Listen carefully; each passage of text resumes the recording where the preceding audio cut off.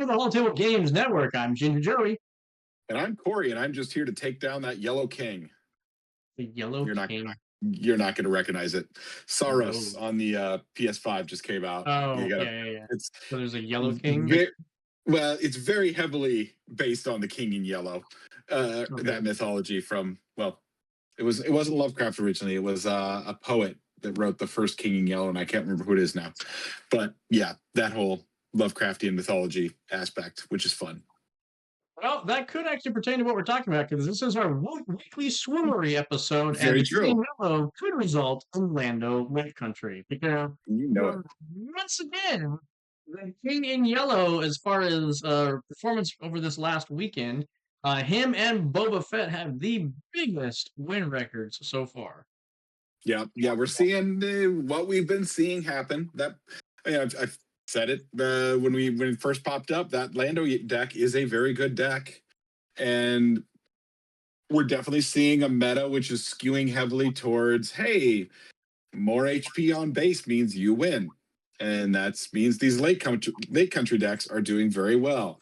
We're also seeing a lot of Data Vault decks starting to pop up. Not as many winning, but especially in the top eights, we're seeing a number of those. I want to highlight, we did see actually a couple Poe Data Vaults pop up into the top eights this last weekend. We just had two of them show up, which I would say current meta, Poe Data Vault is the better deck. I like the Poe Yellow that I play as a better fun deck and potentially better, but for right now in this meta, more health is king, and that's really what we're seeing.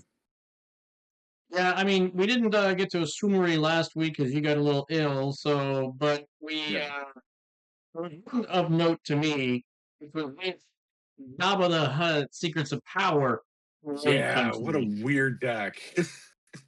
This just speaks volumes to the comment about Lake Country just kind of dominating everything. It's really weird that in a set where we introduce multi-class and triple aspect people, everyone just goes to Lake Country saying, like, I'm going to be a mono deck instead.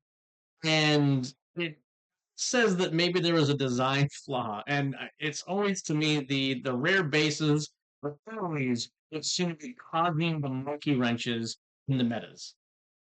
Yeah, I mean, we were talking about this with a group of us previously. I think the problem really comes down to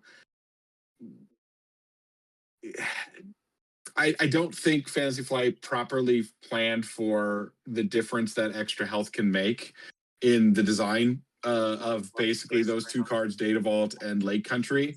And my hope is going forward, we don't ever see any bases over 30. 30 is your maximum. Nothing goes over that. And We only still have below a that. year of dealing with these two bases We then, do still unless have they're going 2 months to of suspend them. this. Yeah, it's still going to be a while. It's not over yet. Unless there is a suspension. I mean, if it becomes overly dominant, that could happen, but it's not so overly dominant. I see that happening. I don't know that I don't like the idea of suspending anything, to be perfectly honest. So I don't think anything is that egregious. I just think it's like a very weird design turn of events. Also don't know what other bases they have planned for like Ashes and Homeworlds. Who knows if they come out with something else that's also over 30 health in those sets. I hope not. I hope they've learned their lessons and 30 is the max. It only goes down from there because we're seeing more and more that 3, 4, 5 health is just more than can be dealt with easily. And it just kind of takes over the meta like we're seeing. Well, a lot of this game is about ones and twos. I mean, Yep. so you're talking like 3 and 4 and 5. That's starting to be multiple turns of interaction. Yep, exactly. One of the big things that happens though is since we had the limited sector qualifier at Palm Springs, none of the PQs over this last weekend were in the United States. That was the same thing that happened with the last sector qualifier. Mm-hmm.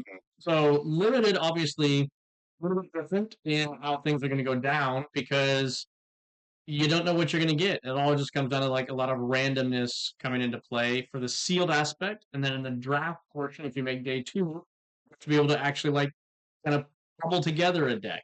And then you do Yep. another draft in the top 8 on for that. So you then have to create a different deck. So you essentially, in a limited environment, have to play 3 different decks and navigate them successfully. It is not an easy feat to do. Hmm. Yeah, it is definitely a challenge. Yeah, I'm curious to get to our actual PQ sector, or our sealed PQ that we have upcoming in just a couple weeks. I've found that draft and sealed this set is really interesting. Like, I love, as much as we're not seeing as many of the splash bases in Premiere because extra XP, HP is taking over everything. I love it for draft and for sealed. It makes the deck building way more interesting, especially in the draft aspect.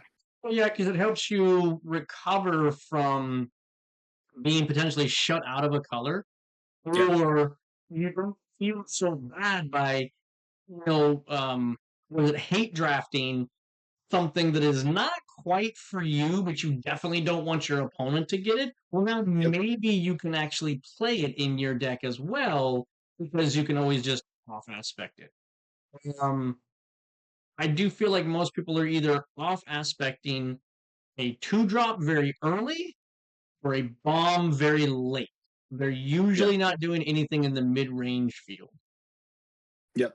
Yeah. It's kind of, it's interesting how you build it, and that's, I mean, we can give vague strategies, we can give some of our ideas, but it's, I mean, every draft is different, every sealed is different. It's all, it really is just on, are you able to see the lines within a potential draft that you're seeing and start to grab those right cards? And do you get those right cards?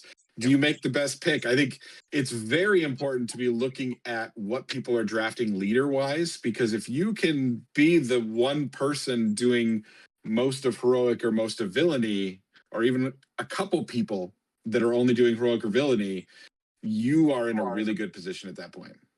Should be. Should have pick of the litter, so to speak. Yeah. Um, Because then you can draft anything heroic or villainy, whichever way you went. that said, one thing to bring up is this, I believe, is the lowest attended big event, Yep. sector or regional, that we've had thus far, with only hitting 215 players. Hmm. So the question begs to be asked, is that because of the location of the sector, or is that because of the time in the season that occurred? Because this is the last stateside sector before Galactics. If people already said, I got my points, I don't care, and I'm not going, or was it just such a remote location of Palm Springs that people are like, I don't want to go there and do that?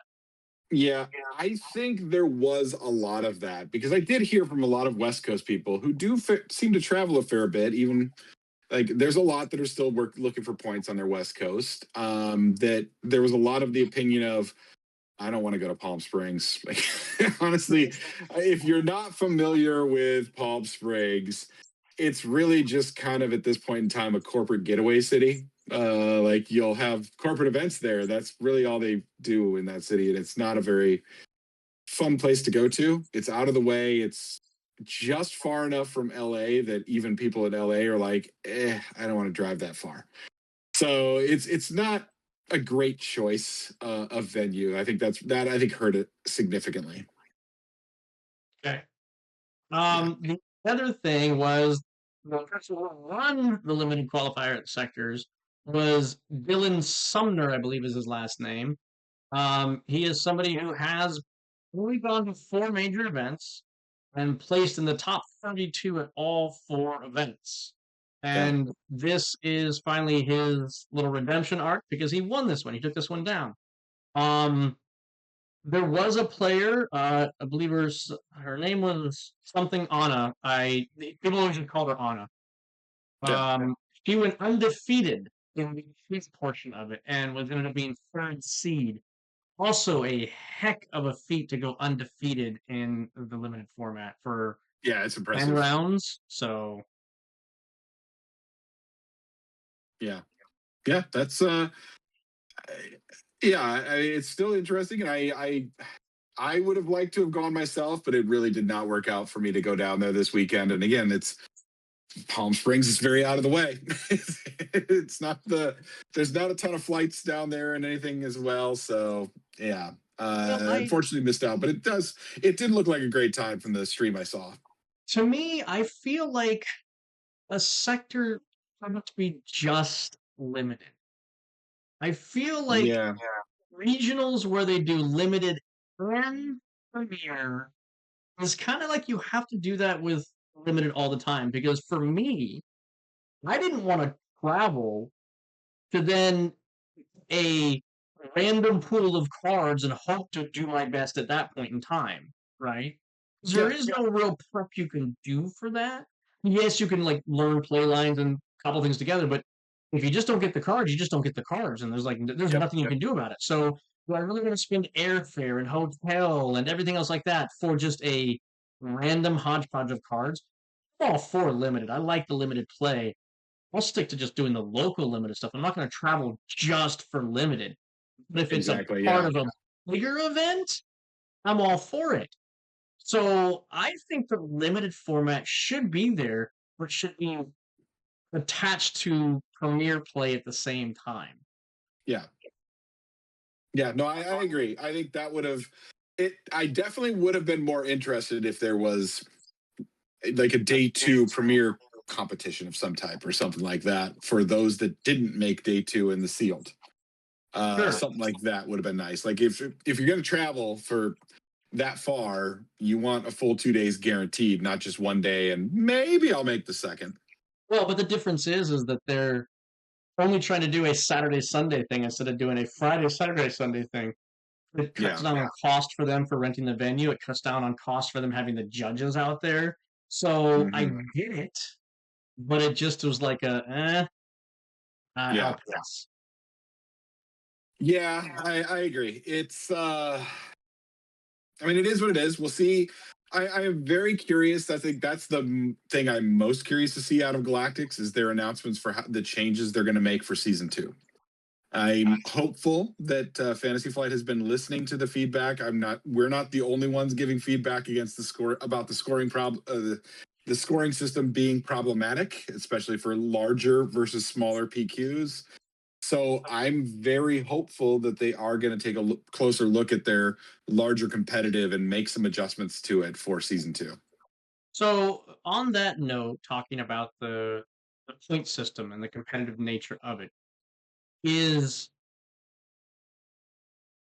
a lot of people were saying, okay, well, they've announced the top 32 on the leaderboard, they're getting the airfare covered and everything.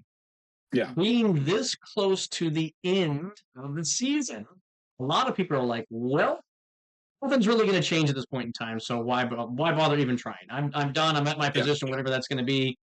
Peace out, right?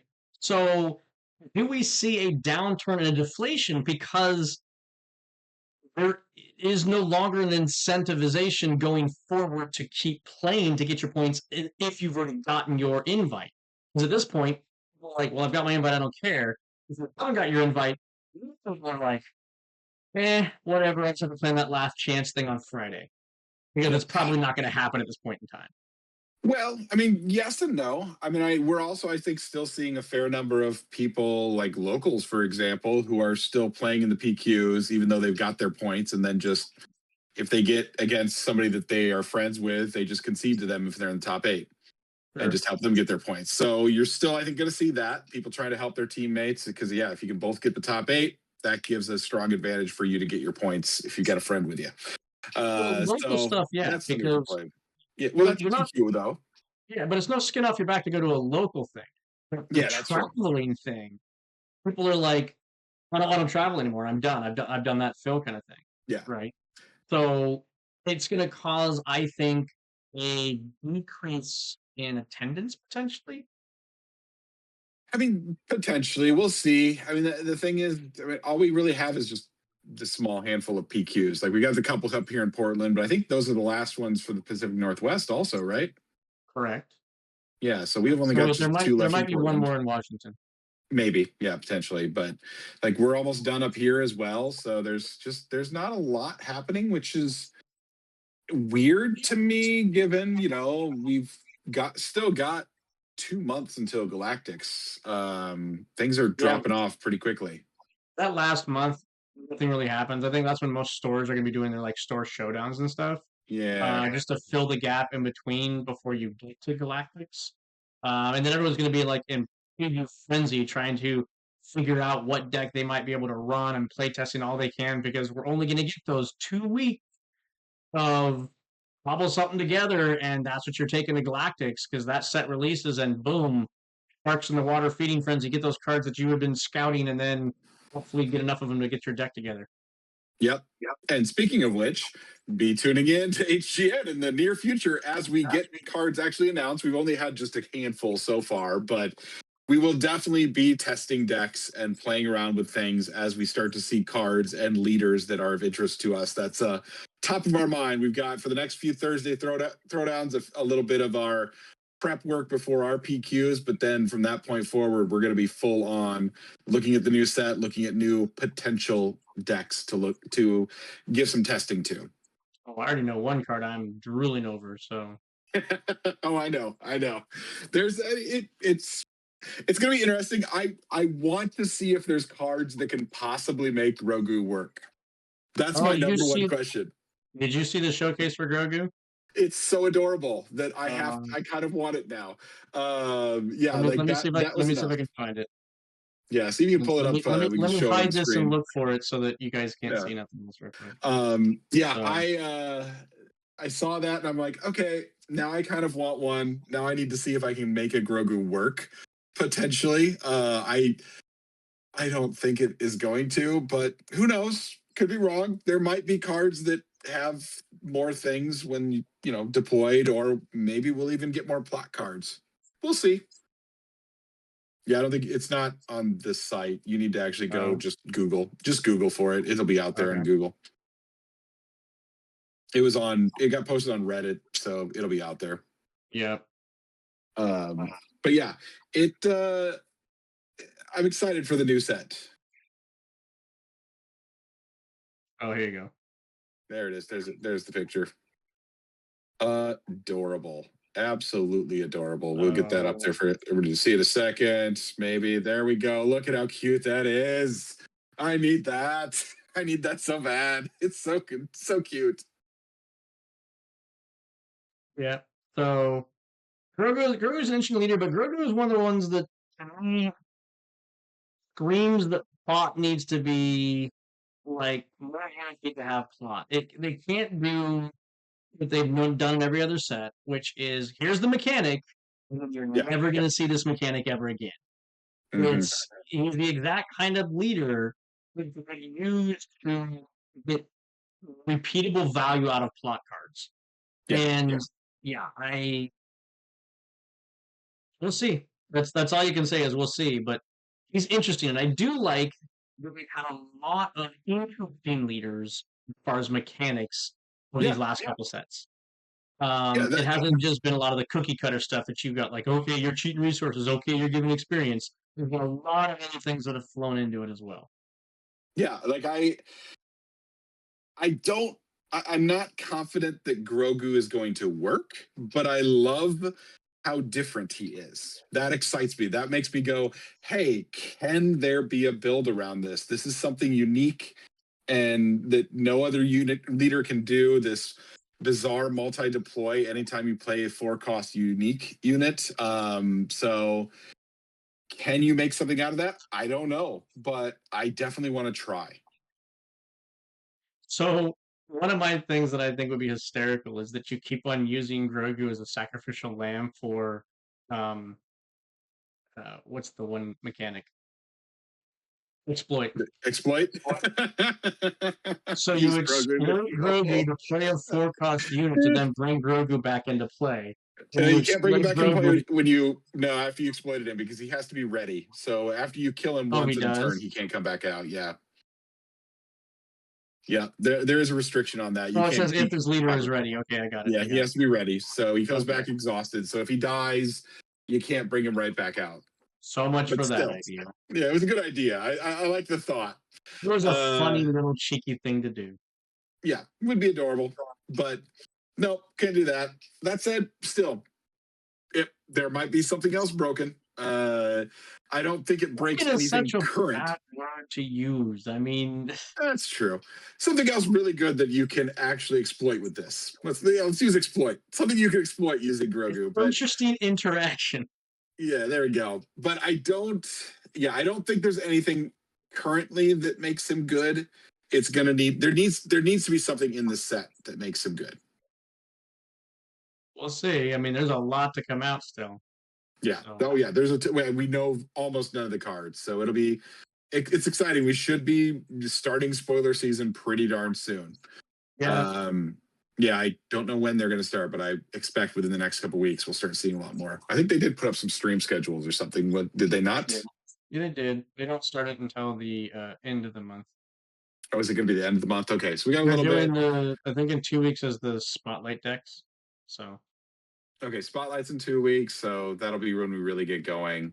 Um, well, I mean, there's the Ash of the Empire art feature is the 13th, so they'll feature the art. That'll tell us at least some of the units we're going to be seeing. you'll usually get like a 2-card spoiler when they do that at the same time. Yep. And then the spotlight decks, they're going to go over everything. They've kind of I think it's spotlight gameplay. So Potentially, yeah. unless they've tweaked the decks to splash in some other things, then I don't think we've pretty much seen what not all the cards, but a good chunk of what the cards are At going to least a be for chunk of the them, yeah. S class cards in the spotlight decks. Anyway, we know what those are. Um, but yeah, the interesting thing will be going forward, what are they going to be doing with the tokens to me? Because these tokens are different than anything else. But they've also announced Yeah. the Galactics format as far as the prize walls. They're going to have 2 prize wall booths instead of just 1 this year. So there's going to be hopefully less crowding going around the prize wall booths. That should help out a lot. Yeah, We've got that's a the big improvement. showcases for every Twin Suns pre-con. That I'm excited about with this caveat. Yeah. If they're gonna cost 3 to 5,000 per showcase, like the Luke and Vader ones were, get out of town. You're absolutely out of your mind because there's Yeah. no way you're gonna be able to grind and get all 8 of them without paying like thousands of dollars at that point in time. And I'm not about that. So Yep. it's I if you want to like it literally if it was like I'm paying $1,000, say like $100 per showcase to get a set of them or something, okay, that's fine, right? But I give me a break on that. It's because you might not even have enough time to grind enough to get that. Oh, Because there you're was not going already to. Not at all. people were struggling just to get the 5K or whatever they needed for the Luke and the Vader. And now you basically have 6 more you have to get on top of it. Yeah. So they better have something for the price point that makes it feasible to actually obtain that. It's my Yeah. only like. Well, and that goes back to last year also. The only reason the pricing worked last year is because they sold a bunch of tickets for cash because they had ticket problems. And because of that, they let people buy tickets for cash last year, which I do not believe is going to happen this year. That was part of the problem and why the prize wall sold out so quickly because people were like, oh, I can just dump a bunch of cash, get a bunch of these cards that sell for Yeah. 3 times what I just paid. Great. Yeah. So no, that hopefully definitely doesn't happen again. Yeah. Yeah, we'll have to wait and see what happens. I mean, so far it sounds like they're trying to make the necessary adjustments to not have the same mistakes happen that happened last year, which is encouraging to hear. Yeah, it's positive so far. I wrote last year off as it was a lot of growing pains. There were frustrating things about it, but it was the first time if as long as they show that they learned from it and things improved. I'm not expecting perfect this year either, but as long as it's better, that's what I'm looking for. I just need an improvement for what was kind of a mess a bit last year. Sure. Sure. Yep. But yeah, I think that kind of covers this week for everybody. Not the most exciting things going on. Well, so the Well, takeaway then is exciting things, this. but yeah. But the takeaway is this. If you still have PQs coming up, you still have your big 3 that are out there, which is your Land of Lake Country, your Boba Fett Lake Country, and your Obi-Wan Blue Force. Those are your 3 big boogeymen that you need to have a good idea of gameplay lines to go against. There's going to be other things propping up because a lot of people are now in, I'm just bringing my favorite deck, and we're going to see how things gel out. Because at this point, if I get the points, I get the points. If I don't, oh well. And that's where a lot of people are with this like last chance hurrah PQ, the final one that they have or whatever, going into the Galactics coming up. So be prepared for some wild balls, but those are your three big beasts. Yeah, be prepared for those. Have your game plan for those. Hopefully, if you're bringing a deck, you need to be at least have a strong game against at least two of the three. That would be my biggest thing. Is like if you're really wanting to go to be competitive, you have to be coming in with a deck that just pre sideboard is advantaged against two of those decks. So that'd be a huge advantage. But I would just say you want to be advantaged. Beyond that, yeah, you can sideboard the rest, but do be thinking about sideboards for other things you can see. You're seeing a lot more soft control popping up, or a Sing is on the uptrend right now, and you're going to see more of her. You're I going to would say see more she's of number those 4. Javas.